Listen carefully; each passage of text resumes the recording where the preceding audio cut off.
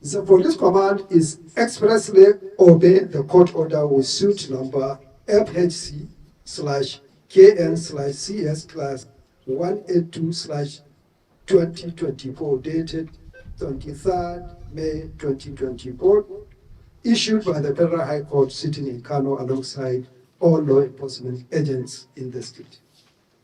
Therefore, we are calling on members of the public to know that the police in the state is working together with the military and other security agencies and are with full capacity for providing the adequate security to everyone, as we are committed to carrying out our statutory duties as provided by the Constitution of the Federal Republic of Nigeria.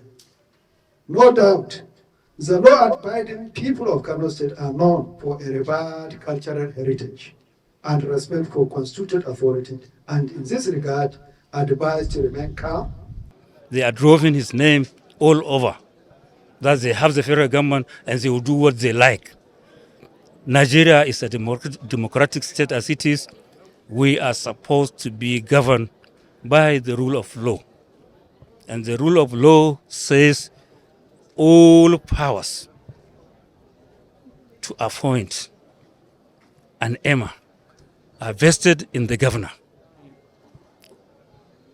The Constitution gave the State Assembly members the sole right to promulgate laws for the state, including the Emirate Council.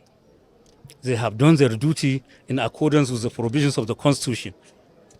The governor has done his job in accordance with the Constitution of the Federal Republic of Nigeria by the powers conferred on him by the Constitution and those conferred on him by the law establishing the Emirate Council in Kano or governing the Emirate Council in Kano.